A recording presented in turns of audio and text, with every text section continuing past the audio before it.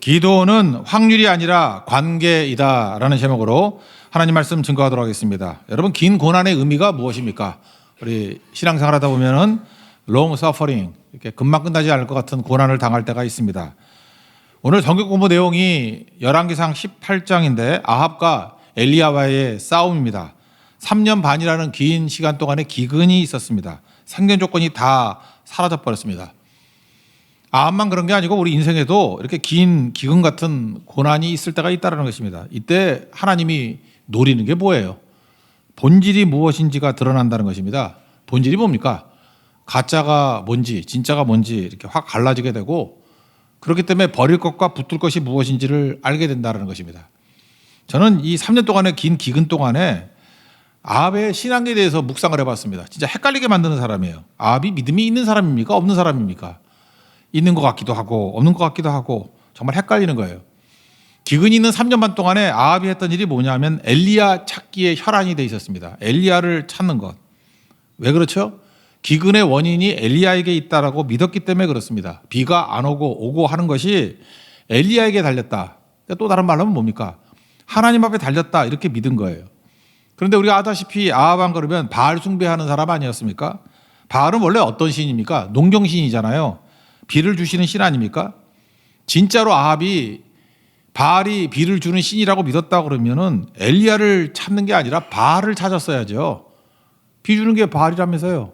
근데 바알은 안 찾고 엘리야를 찾습니다. 하나님을 찾습니다. 그러니까 이게 헷갈리는 거예요. 이 사람이 진짜 하나님을 믿는 건가, 바알을 믿는 건가, 뭐가 뭔지 잘 모르겠어요.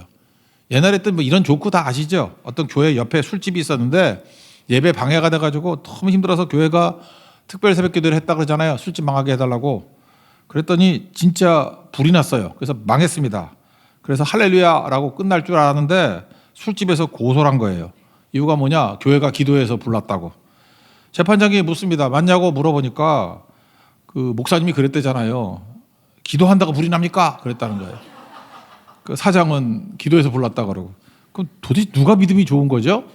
이럴 때 진짜 헷갈리는 거 아니에요. 그죠? 이게 술집 사장이 믿음이 좋은 건지 목사님이 믿음이 좋은 건지 믿음이 없는 거죠, 그거는. 그죠? 똑같은 현상이 지금 아합에게 벌어졌다라는 거예요. 아합은 바알을 믿는다면서요. 그 바알을 찾아야 될 거 아니에요. 근데 하나님이 엘리야를 통해서 비를 안 준다고 믿어가지고 엘리야를만 찾아다니잖아요. 그럼 이게 믿음이 있는 거예요, 없는 거예요? 헷갈리는 거라고. 그래서 이 아합의 믿음을 가지고 이제 시비를 거는 거라고요. 아합의 믿음은 뭐냐면 이런 겁니다. 하나님을 믿는데 자기 욕심이 있잖아요. 욕심도 채우고 싶은 마음, 그런 걸 뭐라 그러냐면 우상 숭배라 그런다고. 1절에서 제가 말씀을 드렸죠. 캐톨릭과 우리 개신교가 10계명이 다르다고. 캐톨릭과 루터 교회에서는 10계명을 1계명과 2계명이 하나의 계명이에요. 그리고 10번째 계명을 2개로 쪼갰고.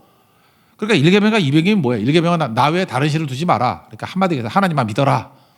2계명은 뭡니까? 우상 숭배하지 마라. 그거를 캐톨릭에서 하나로 합쳤다니까요. 그러니까 우상이 뭡니까? 다른 신 섬기는 게 우상이에요. 그러니까 크리스찬은 우상 숭배할 가능성이 없죠. 그래서 성상을 숭배하고 성물을 숭배하고 뭐 그림도 숭배하고 그게 전혀 문제가 되지 않는다고. 왜냐? 하나님을 섬기면 뭐든지 만들 수 있는 거예요. 그게 캐톨릭적인 시각이라고. 근데 개신교는 어떻습니까? 우리가 보는 게 맞는 거죠. 1계명이 하나님만 섬기라 하잖아요. 내 앞에 하나님만 두라. 2계명이 뭐예요? 너를 위하여 우상 숭배하지 마라.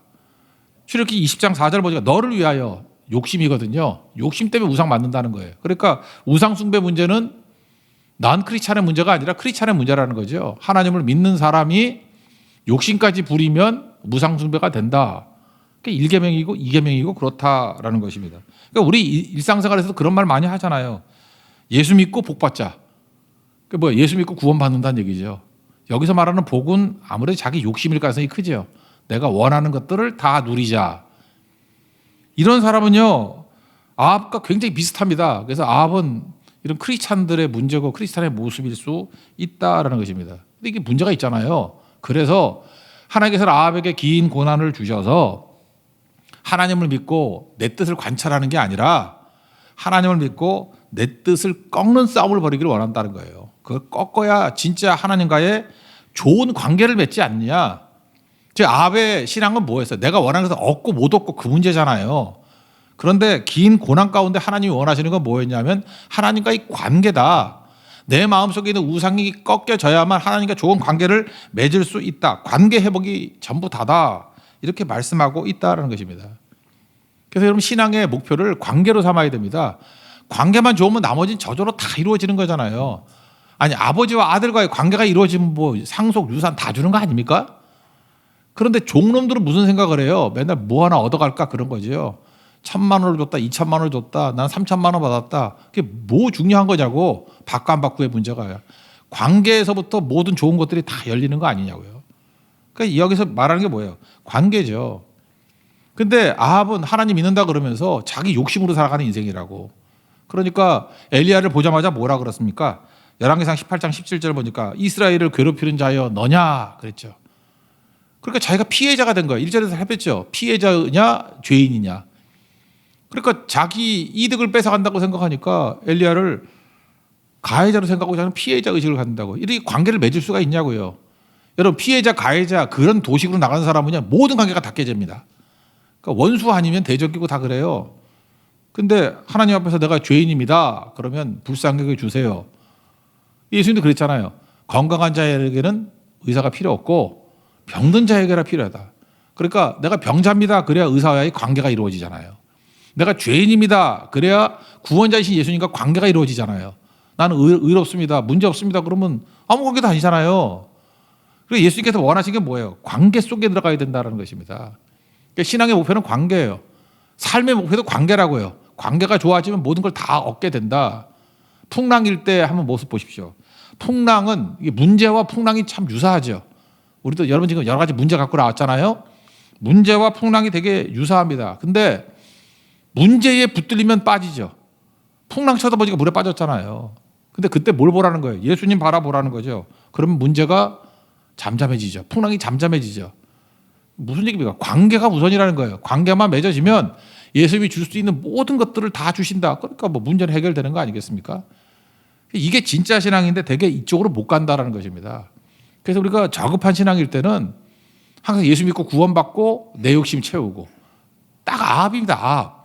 이걸 뭐라 그래요? 우상숭배자라 그렇게 얘기한다는 거예요. 이건 아니라고. 그래서 기도를 이렇게 생각해요. 내가 뜨겁게 기도하고 하나님이 원하는 기도를 해가지고 얻어내는 확률을 높이는. 그래서 기도 응답으로 확률 싸움으로 생각한다고. 아니에요. 기도는 관계라고요. 남녀지간에 교제할 때도 마찬가지 아닙니까? 뭐 남자나 여자가 뭐 잘해줘가지고 뭐 삥 뜯어가듯이 하는 거. 그게 사랑입니까?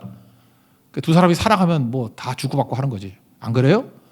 관계로 가야 되는 거 아니에요? 관계로. 관계가 되기를 원합니다. 그러면 나중에 결혼까지 가고 그러는 거잖아요. 그래 관계로 생각해야지 이거를 이익을 주고받고 하는 문제로 생각하면 거래로 생각하면은 이거 문제가 되잖아요. 그러니까 모든 거는 관계다. 신앙의 절정은 관계다. 그래서 예수님 보세요. 예수님 마지막은 다 관계로 끝이 난다고요. 요한복음 8장 보니까 현장에서 가늠하다 잡힌 여인 스토리는 다 하니까 마지막을 보세요. 죽이려고 하는 돌 들고 죽이려는 사람이 다 따라가죠. 예수님 뭐라 그래요? 8장 11절에 정죄하는 자가 있느냐? 없습니다. 나도 너를 정죄하지 않는다. 그럼 뭐라 그러죠? 다시는 죄를 범하지 마라. 이건 무슨 뜻입니까? 뭐 죄 문제를 다룬다고도 볼 수 있지만 하나님과의 관계 속에 살아가라 그런 얘기 아니에요? 마지막 관계가 좋아야 돼. 그 얘기죠. 좀 적극적인 걸 놓고 봅시다. 누가복음 10장에 보면은 70명의 제자들을 2명씩 짝을 지어서 전도를 보냅니다. 그랬더니 뭐 대단한 열매를 거두고 돌아오죠. 그럴 때 그들이 기뻐서 뭐라 그러냐면 10장 20절에 보니까 귀신들도 우리에게 막 항복합니다. 막 그랬어요. 그죠? 야, 대단하지 않습니까? 우리가 별것도 아니지 않았는데 능력이 막 나타나가지고 엄청난 열매를 거뒀습니다. 라고 할 때 예수님은 정색을 하면서 뭐라 그러냐면 귀신이 항복하는 것 갖고 기뻐하지 말고 너희 이름이 하늘에 기록된 것으로 기뻐하라. 무슨 뜻이에요? 관계가 이루어진 거에 대해서 기뻐해야 되는 거지 현상 가지고 한두 가지 그 확률 높아진 것 갖고 기뻐하는 거는 일시적인 거야. 그런 얘기죠. 그러니까 이제 이해가 되시죠? 신앙이라는 건 관계입니다. 어떤 조건이 되든지 어떤 상황이 되든지 간에 하나님과의 좋은 관계가 이루어지면 된다. 오늘 그 관점에서 이 내용을 보자고요. 모세의 회막 기도인데 모세는 훌륭한 지도자로서 탁월합니다. 그렇지만 모세는 기도에 있어서 탁월해요. 이유가 뭐냐? 오늘 모세의 기도가 있는데 모세는 확률 높이는 기도가 아니에요. 모세의 기도의 마지막 목적은 관계 기도라고. 관계가 좋아지는 거. 회막이라 그랬죠. 회막. 지난주에 살폈지만 이스라엘 진영이 있었는데 우상 숭배하고 이게 문제가 있어요. 그래서 진 밖에 텐트 오브 미팅, 그러니까 뭐예요? 만남의 텐트. 그래서 기도 텐트를 하나 만들었습니다. 그걸 이름을 회막이라고 지은 거라고요. 텐트 오브 미팅, 만남의 텐트. 만남이 뭐예요? 기도로 하나님 만난다는 뜻이죠. 그래서 거기서 기도를 합니다. 그러니까 그걸 바라보고 하나님의 임재가 있는 걸 보고 백성들이 진 밖에 회막이 있으면 안 되고 진 한복판에 있었으면 좋겠다. 열망이 생겨서 나중에 하나님께 주신 성막이 중앙에 세워지는 거죠. 아직 성막이 없을 때예요. 회막부터 시작하는 거라고. 회막에서 하는 기도입니다. 이 기도가 관계 회복을 위한 절정의 기도예요. 내용은 세 가지인데 응답은 다 관계라고. 세 가지 기도하는데 첫째는 동역자가 필요합니다. 나 너무 외롭습니다. 첫 번째고. 두 번째는 주의 길을 보여주십시오. 그러니까 내 뜻이 아니라 하나님의 뜻이 무엇인지, 계획이 무엇인지 보는 거죠. 세 번째, 하나님의 영광을 보여주십시오. 그래서 첫 번째는 필요를 위한 기도고, 두 번째 하나님의 뜻을 구하는 기도고, 세 번째는 영광을 보여달라고. 근데 모든 끝은 관계에 이르는 곳으로 가더라는 것입니다. 그래서 앞부분에 회막에서의 기도를 11절에 뭐라고 표현해요? 사람이 자기 친구와 이야기함 같이 여호와께서는 모세와 대면하여 말씀하시며. 여러분, 관계가 제일 친밀한 걸 친구라 그러잖아요. 그래서 하나님과 모세는 관계지향적이었기 때문에 친구같이 대화를 나눴다. 여러분들 예수님과 친구같이 되는 거, 그게 관계의 절정이다, 그런 뜻이에요. 그러니까 아합같이 하나님 믿는다 그래놓고 친구가 아니죠. 내 뜻 이루기 위해서, 내 욕심 채우기 위해서 발버둥 치는 인생이 아니라 관계가 이루어지고 관계에서 모든 좋은 게 다 온다라는 것입니다. 오늘 기도 차례 들어봅시다. 세 가지 기도인데 첫 번째는 동역자가 필요합니다, 이런 거라고요. 그러니까 모세가 일단은 외로운 거죠. 자기 필요 문제, 니드를 갖고 기도했다고. 하나님, 나 외로워요. 도울 자가 없어요. 외로워 죽겠어요. 군중 속에 고독을 느낍니다. 지금 금송아지 우상 숭배할 때 좀 배신감을 느꼈는가 봐. 아론도 넘어가고 훌도 넘어가고 누굴 믿고 누가 동역할 수 있겠습니까? 뭐 그런 거였겠죠. 그래서 지금 답답함을 토로한다는 거예요. 12절인데 12절 앞부분까지만 읽어봅시다. 시작. 모세가 여호와께 아뢰되 보시옵소서, 주께서 내게 이 백성을 인도하여 올라가라 하시면서 나와 함께 보낼 자를 내게 지시하지 아니하시나이다. 그러니까 동역자가 없습니다. 도울 자가 없습니다. 그랬다는 거죠. 그때 하나님의 응답이 뭐죠? 그게 14절인데 내가 친히 가리라 그런 거예요. 14절 읽겠습니다. 시작. 여호와께서 이르시되 내가 친히 가리라. 내가 너를 쉬게 하리라. 동역자가 없습니다. 그럴 때 하나님의 응답이 뭐예요? 내가 함께 할게. 내가 동행할게. 그런 거죠. 그러니까 뭐예요? 관계죠. 너 필요? 내가 너하고 관계만 맺으면 다 이루어지는 거야. 너하고 나같이 동행하는데 뭐 필요가 안 채워질 리가 없는 거지. 그렇게 말씀하시면서 여기서 중요한 표현을 썼어요. 나와 동행할 때 쉼이 있다, 그런 거죠. 내가 너를 쉬게 하리라. 이 말씀에 대한 주석이 마태복음 11장 28절부터 30절까지 기억나시죠? 수고하고 무거운 짐 자들아 다 내게로 오라. 내가 너희를 쉬게 하리라. 그죠? 우리 인생을 살아갈 때 난 이거 읽을 때마다 그 예수로 사는 인생 후렴이 생각나요. 수고하고 무거운 짐진 자들아, 삶의 무게가 내 마음을 누르고 버틸 힘이 없는 시간을 지날 때, 버틸 힘도 없고 삶의 무게가 누르고, 여기 수고하고 무거운 짐이 뭐라 그랬습니까? 수고는 내가 질 짐, 내 인생이 짊어질 짐이 수고고요. 무거운 짐은 내가 지지 않아도 될 짐이에요. 다시 말해 남의 짐. 그래서 우리 인생은요, 두 가지 짐을 져야 돼요. 내 짐은 내가 져야 되고 반드시 남의 짐을 져야 될 게 있어요. 우리 부모 같으면 자식의 짐도 좀 져야 되고, 또 자식들을 보면 부모의 짐도 져야 되고, 형제끼리 형제 짐도 져야 되고, 그거 없이 사는 사람이 누가 있겠습니까? 그 짐이 있어요. 수고라는 짐, 무거운 짐, 두 가지가 다 있다라는 것입니다. 근데 예수님께 오면 쉬게 해준대요. 희망이 생기죠. 거기다 예수님이 스스로를 소개하기를 나는 마음이 온유하고 겸손하니 막 기대가 생기죠. 야, 좋으신 분인가 봐. 그러다가 저는 뒤통수 맞은 것 같았어요. 나의 멍에를 메고 배우라. 뭐야 이거 쉬라 그랬더니 멍에를 또 매래. 힘들어 죽겠는데 멍에를 또 매래. 근데 이 멍에가 뭐라 그랬어요? 멍에는 짐이 아니고 장비라고 생각해 보자고. 어떤 사람에게 힘든데 불도저를 준다고. 이거 불도저 가져다녀. 너무 힘든 거죠. 근데 불도저를 왜 준 거죠? 땅 파고 뭐 돌멩이 옮기고 할 때 쓰라고. 그러면 불도저가 짐이 아니라 장비잖아요. 도구잖아요. 그게 예수님께서 주신 멍에라고. 저 이게 불도저 운전할지도 모르는데 그럴 때 내가 운전할게. 너 옆에 타기만 해. 그런 거죠. 나와 함께 멍에를 매자. 함께 불도저를 운전해보자. 그러면서 짐이 아니라 장비를 주신 거라고. 주님께서 나 못하니까 운전도 가르쳐 주시고, 그래서 100명이 못할 일을 나 한 사람이 할 수 있게 만들어 주는 거예요. 그러니까 쉼이 있죠. 그러니까 내 일은 어때요? 쉽고 가볍다고. 그런 뜻이라는 것입니다. 그러니까 예수님이 동행하면 짐이 가벼워지고 쉬워져요. 믿습니까?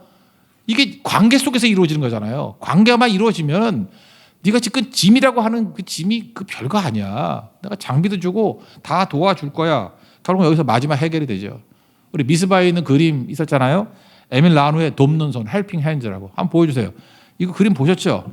이거 지난번도 여러 번 설교를 했었는데 이게 동행의 능력이에요. 여기 보니까 이 여자애 보세요. 비장한 표정 안 보입니까? 자기가 노젓는 것 같이 보이잖아요. 근데 옆에 있는 거 아무래도 아버지는 아니죠. 아버지 저렇게 늙었나? 아버지가 늦둥이 났나? 그냥 할아버지라고, 할아버지 같지, 할아버지. 할아버지라고 합시다. 내가 볼 때 할아버지 같아. 할아버지가 실제로 노를 젓고 있겠죠. 근데 이 손녀는 무슨 생각을 하는 거야? 내가 젓는다고. 그럴 때 이 손녀가 쉴 수 있고, 손녀가 일을 이룰 수 있는 지혜라는 게 일처리 능력 아니에요. 그죠? 이걸 다 해결할 수 있는 응용력이 어디서 생겨요? 할아버지와의 동행에서 있다고. 동행. 이 관계 속에서, 이 관계만 이루어지면은 능히 모든 것을 다 감당할 수 있다라는 거죠. 이 관계 속에 들어가면 이 아이는 쉴 수 있어요. 그리고 노젓는 것이 쉽고 가볍고, 이런 장비를 가지고 있다 그러면 자기가 헤엄쳐서 못 갈 것들을 다 감당할 수 있고. 그러므로 여러분들, 우리에게 필요가 있는 존재들, 부족이 있는 존재들 아니에요. 동역자뿐만 아니라 여러 가지 필요가 있잖아요. 그때 주님이 뭐라 그래요? 내가 함께 하겠다. 임마누엘 하겠다. 너는 쉬어도 돼. 근데 그게 멍에를 같이 매는 게 쉬는 거라고요. 이게 뭐예요? 관계 속에서 필요의 문제를 해결하는 것입니다. 그러므로 여러분들 기초적인 기도할 때 맨날 뭐 달라 이런 것만 하는데, 주셔가지고 관계가 이루어지지 않으면 그건 초급적인 기도라고요. 우리 많은 사람은 기도할 때 누가복음 18장에 나오는 그 불의한 재판장에게 부르짖는 과부의 기도라고 생각한다고. 근데 그 과부의 기도의 특징이 뭐예요? 강청 기도인데 뭐 떼쓰는 게 기도다. 그건 제가 볼 때 기초적인 얘기고요. 제가 볼 때 그거는 관계가 이루어지는 게 아니잖아요. 잘 보세요. 불의한 재판장하고 과부하고 무슨 관계가 있어? 그거 들어준다고 관계가 돈독해지는 것도 아니죠. 그리고 과부가 지금 외치고 있는 건 뭐예요? 어떤 올바름을 주장하는 게 아니라 억울함을 주장하는 거 아니에요. 그러니까 억울함이 해결되면은 두 사람 관계는 또 다시 멀어져. 아무것도 아닌 거예요. 그러니까 누가복음 18장에서 보이는 거는 가장 기초적인 기도를 말하는 거지, 우리 모델이 되는 기도는 아니라고. 굳이 말하는 모델이 되는 기도라고 하면 주기도문 아니면 이 모세의 기도예요. 기도를 통해서 뭐가 이루어져요? 하나님과의 관계. 필요합니다. 동역자가 필요합니다. 내가 너와 함께 할게. 나와 함께 하면은 그 관계 속에서 쉼이 이루어지고 일은 쉽고 가벼워지는 거야. 그걸 뭐라고 표현해요? 같이 멍에 매자. 함께 가자. 오늘도 기도가 거기까지 갈 수 있는, 그래서 관계를 통해서 필요를 채울 수 있는 우리 믿음의 신실한 종 되기를 바랍니다. 두 번째 기도가 뭐냐면 주의 길을 보여주십시오. 뭐예요? 하나님의 뜻과 하나님의 계획을 보여주십시오. 왜 그렇습니까? 내 뜻을 관철하는 게 기도가 아니라 그랬잖아요. 그건 아합 같은 우상숭배라고. 그럼 내 뜻을 꺾고 난 다음에 뭐가 필요해요? 하나님의 뜻과 하나님의 계획이 필요합니다. 그런 거 아니겠어요? 13절 앞에까지 읽어봅시다. 시작. 내가 참으로 주의 목전에 은총을 입어 싸우면 원하건대 주의 길을 내게 보이사 내게 주를 알리시고. 난 주님 뜻대로 살고 싶습니다. 목표가 주님의 목표가 되기를 원합니다. 내 믿음과 욕심, 그러면 이건 100% 우상숭배잖아요. 아합 같은 신앙생활이잖아요. 이거 아닙니다. 나는 주님 위해서 살고 싶습니다. 그런 거죠. 우리 지혜의 그 세 번째 내용 가운데 아룸이라는 게 있어요. 아룸은 분별력인데, 분별력이 없는 사람은 뭐라 그래요? 패티, 그죠? 패티, 어리석음. 분별력이 필요한 거라. 근데 우리에게는 두 종류의 십자가가 있다는 것을 분별해야 된다고요. 이 분별력이 아룸. 첫 번째는 뭐냐면 예수님이 대신 지실 십자가. 그건 세 가지예요. 죄 문제, 죽음 문제, 심판 문제. 이거는 내가 짊어지면 해결이 안 돼요. 죄를 내가 짊어지고 어떻게 해결을 해요? 그러니까 보혈의 피를 의지해서 십자가에 맡겨야 된다고. 죽음의 문제도 내가 컨트롤하려고 하면 죽음을 내가 어떻게 해결해요? 난 죽으면 끝나는 거예요. 죽음을 못 이겨 우리가. 부활의 주님, 십자가의 주님 붙들어야죠. 그리고 심판도 예수님 붙들어야 심판을 통과하죠. 그 죄 문제, 죽음 문제, 심판 문제는 예수님의 십자가에 돌려야 된다고. 이걸 빨리빨리 알아야 돼. 이거 안 하고 내가 해결하겠다는 걸 뭐라 율법주의라 그러고 내가 해결했다는 것을 공로주의, 행동주의자 이렇게 얘기한다고. 그건 가짜들이에요. 해결 안 돼요. 그건 인본주의자들이 그런 소리 하는 거라고. 반면에 예수님께 십자가에 다 죄짐, 죽음의 짐, 심판의 짐을 맡기고 나면 주님이 우리한테 뭐라 그래요? 아무든지 나를 따라오려거든 자기를 부인하고 자기 십자가를 지고 나를 따르라 그러죠. 내가 짊어져야 될 십자가가 있다고. 그게 자기 십자가라고. 자기 십자가가 뭐냐? 그게 보면 두 가지라고. 운율을 맞춘다 그러면 사명이라는 십자가와 사람이라는 십자가를 져야 된다고. 주님께서 우리에게 사명을 주셨어요. 짊어지고 가야 돼요. 사람이라는 십자가를 줬다고. 그거 짊어지고 가야 된다고요. 그거 짊어지다 보면 어떤 일이 벌어지느냐? 예수님이 기뻐하셨던 것과 마찬가지로 우리에게도 행복이 오고 기쁨이 오고 그래요. 예수님이 우리 죽어가는 영혼들 살리시고 난 다음에 기뻐하셨잖아요. 그죠? 우리도 그런 기쁨을 누려야 된다는 것입니다. 근데 그 기쁨이 사명과 사람이 뭐예요? 우리 양머리 같이 예수님께로 이끌어가는 거죠. 그래서 예수님과 관계가 회복되게 만드는 거. 그러니까 우리 제사장 역할을 하는 거죠. 그러면 어떤 일이 벌어집니까? 우리 쉰들러 리스트 같은 데 보면 죽은 사람들 살려주면 얼마나 기뻐요. 보람이 있죠. 어떤 사람이 부자가 돼가지고 5,000명 먹을 거를 엉덩이에 깔고 앉고 있어요. 그래서 막 썩은 냄새가 나. 그게 행복이에요? 아니면은 5,000명을 먹이는 게 행복입니까?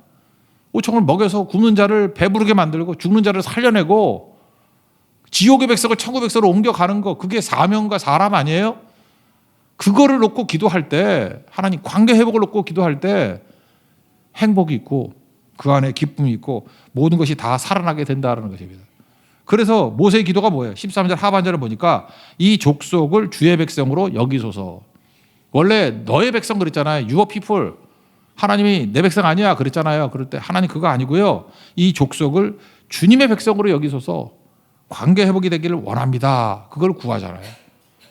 그러니까 여러분들 어딜 가든지 이 관계 회복을 위해서 쓰임받는 종이 되기를 기도하십시오. 그러면 여러분에게 능력이 임하는 거예요. 능력이 그걸 감당하라고 하나님께서 능력도 주시겠죠. 그러니까 능력을 구하지 말고 사명을 구하십시오. 사명을. 하나님 채워주시는 거죠. 마귀가 하는 일이 뭐예요? 이간질입니다.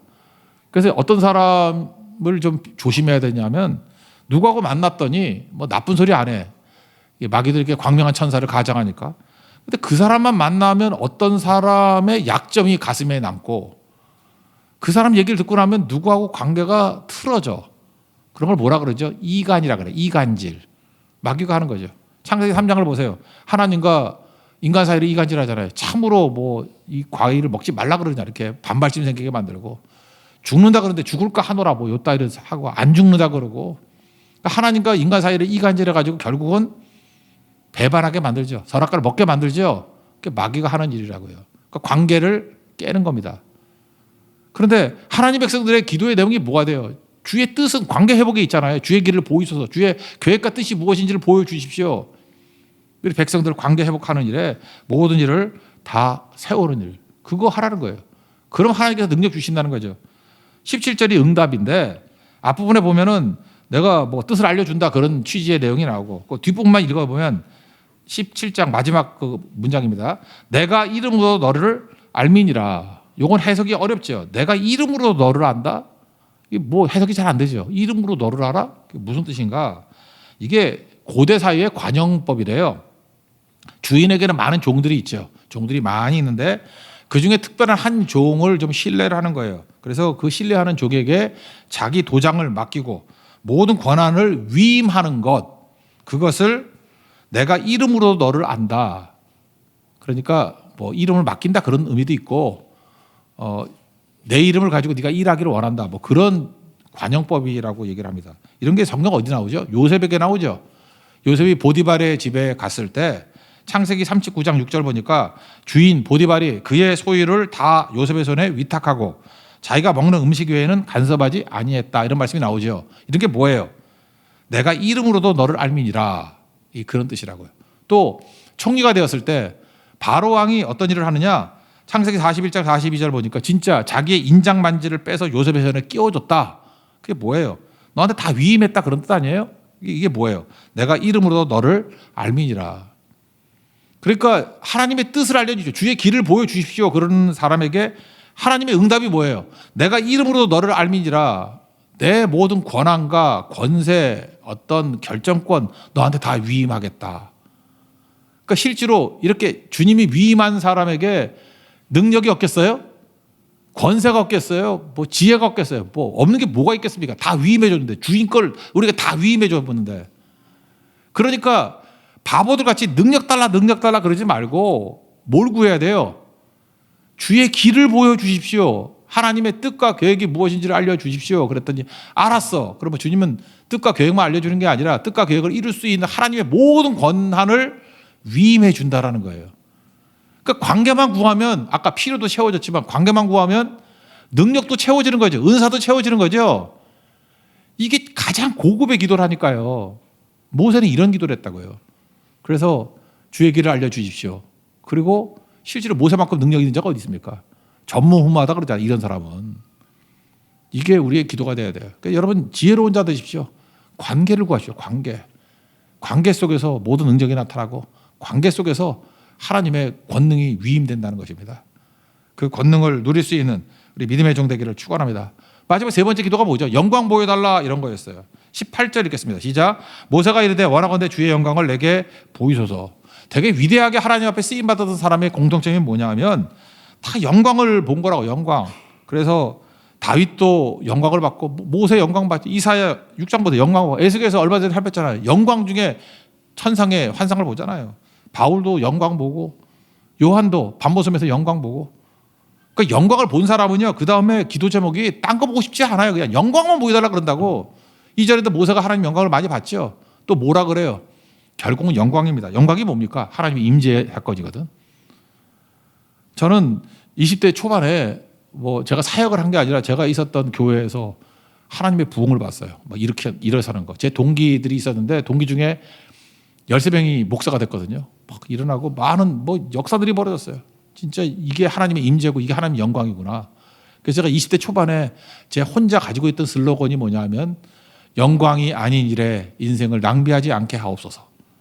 영광이 너무 좋아서 그 영광 말고는 딴 게 눈에 찾지도 않아요. 그래서 영광이 아닌 일에 시간 쓰는 게 너무 아까운 거예요. 그건 낭비로 보이는 거예요.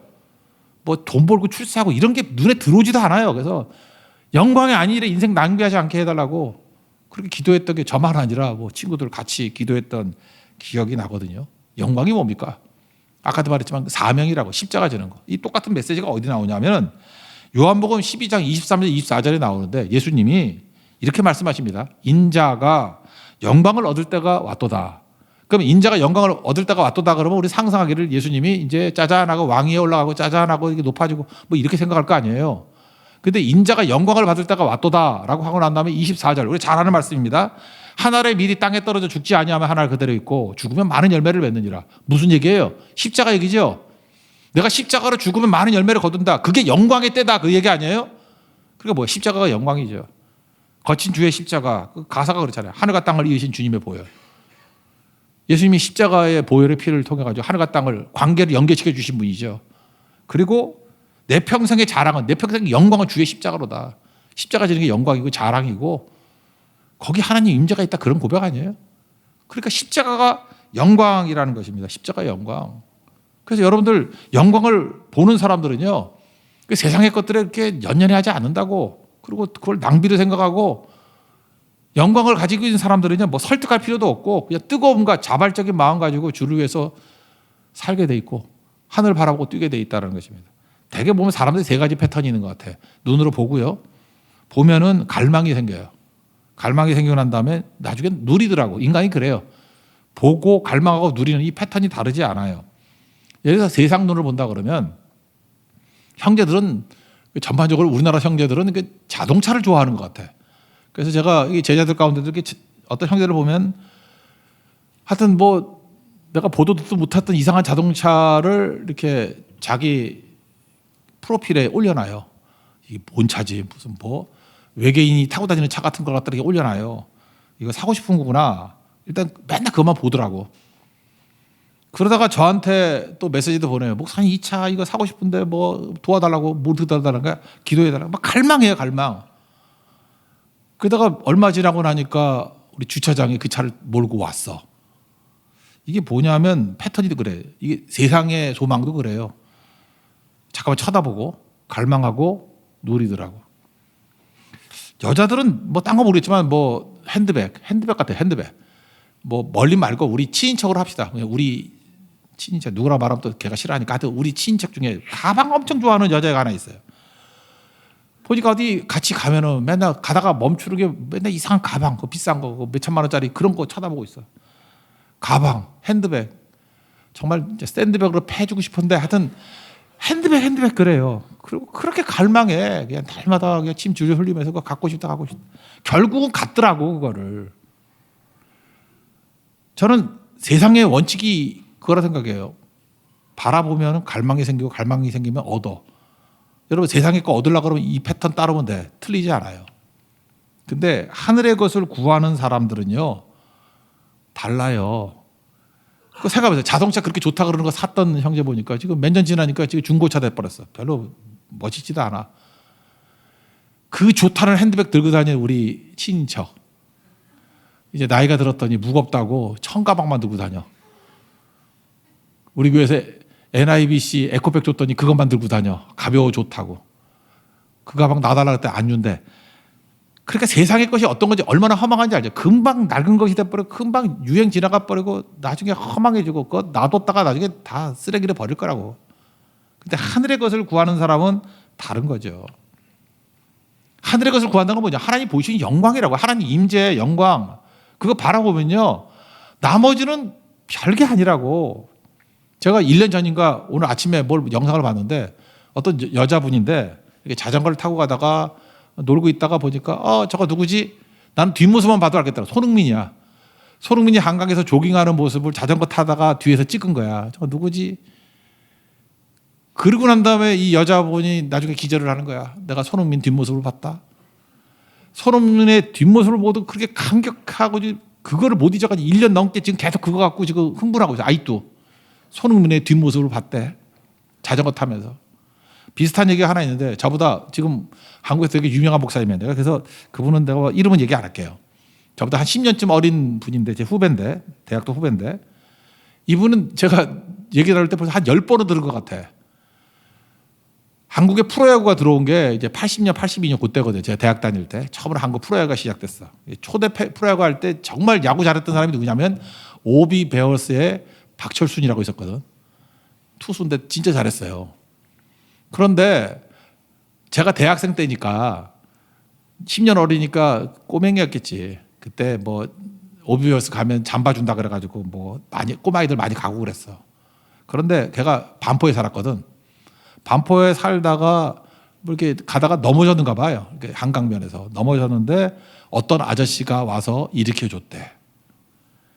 그리고 갔는데 주변 사람이 그래. 박철순이다 그랬대. 박철순이 넘어진 자기를 일으켜주고 자기는 박철순의 뒷모습을 봤다라는 거야. 아무것도 아닌 것 같이 보이는데 그 목사님 나한테 그거 10번도 더 얘기했어. 박철순이 잡은 손이라서 일주일 동안 손도 안 씻었고 내 인상에는 박철순의 뒷모습이 남아있다고. 오늘 그 얘기를 하고 있어요. 모세가 하나님의 영광을 본 사람 아니에요. 하나님의 영광을 또 보여주세요. 우리 죄인이잖아요. 하나님 영광을 볼 수 있는 자격이 없다고. 그래서 뒷모습만 보게 만든다고. 하나님의 뒷모습이라는 영광을 보고도 정신을 못 차릴 정도로 기뻐하던 사람이 모세였다고요. 여러분 마찬가지예요. 이 세상에서 뭐 세상 거 추구하지 말라. 그거 설교도 아니에요. 간단합니다. 하나님의 영광을 본 사람은요. 세상 거를 엎어치기 100을 줘도 관심이 없어. 로마서 8장 13절 보니까 생각건대 현재의 고난은 장차 우리에게 나타날 영광과 비교할 수 없도다. 바울은 영광을 봤거든요. 그래서 현재의 고난 어떻게 하면 이길 수 있나 그런 거 설교 들을 필요도 없어. 나타날 영광을 알기 때문에 현재의 고난은 능히 이길 수 있어요. 문제가 되질 않아. 여러분 고난 갖고 싸우려고 그러지 마십시오. 여러분 인생에 영광이라는 파워가 있어야 돼요. 영광을 보는 파워가 있으면 다 뛰어넘습니다. 영광이라는 물결이 막 밀어닥치면요. 어떤 장애, 장벽 다 뛰어넘게 돼 있다고요. 그래서 여러분이 뭘 하든 간에 영광을 추구해야 돼요. 사업을 할 때도 영광을 추구해야 되고 교회도 영광을 추구해야 되고요. 뭐 여러분 예술 하시면 예술에도 영광을 추구해 보라고. 영광을 보게 만드는 예술을 하면요. 다 뛰어넘게 돼 있다라는 거예요. 제가 이정교에 있을 때 얘기인데 이분들 되게 나이스한 분들이에요. 부부인데 노부부예요. 정말 인격도 좋고 매너도 좋고 교양도 있고 뭐 성실도 하고 다 좋아요. 그리고 돈도 많고. 저 동부이천동에 사셨거든. 동부이천동에 옛날에 그 잘 살지도 못할 때 내 생각에 그 집 90평은 되는 집이었어요.